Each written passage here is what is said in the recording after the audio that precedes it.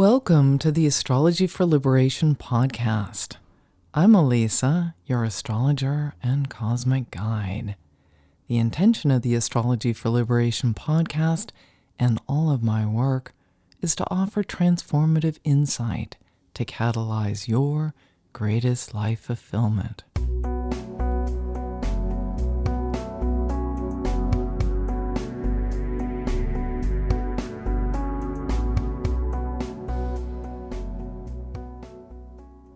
And I'm back as the moon enters the social awareness of Aquarius on Friday, May 20th at 5:53 a.m. Pacific Daylight Time, 8:53 a.m. Eastern Daylight Time, and that's 12:53 p.m.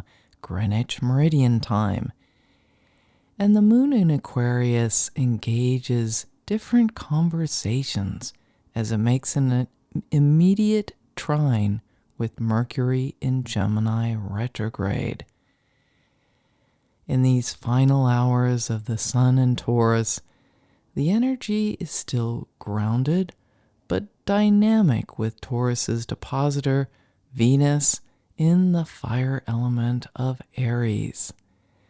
The air of Aquarius brightens the passionate fire and makes Friday a lively day as the moon moves on to create opportunity with the sextile with jovial Jupiter, also in the fire of Aries, and expands the spontaneous impulses to say or pursue anything without restraint. And then the sun enters the sign of the active mind of the Gemini twins. Gemini is always busy and never still. It's quick to learn and debate anything. Gemini is ruled by Mercury, of course, currently retrograde and in Gemini.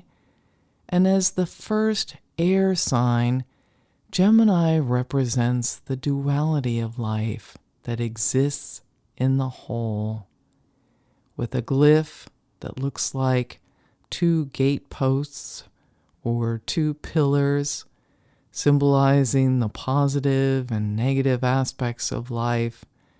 Gemini is understanding how to unite both.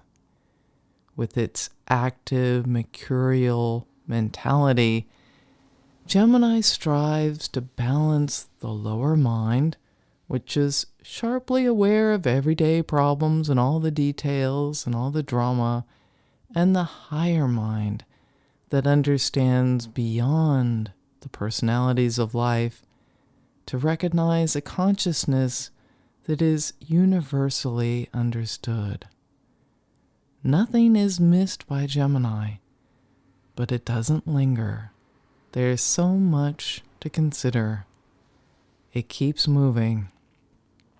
There is more than what you see on the surface, and you're more curious to discover more about what that means over the month ahead.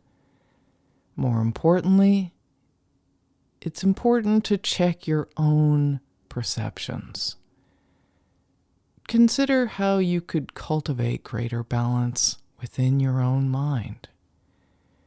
With the moon and the cool, unemotional attitude of Aquarius, it's easier to think more logically about things over the next few days.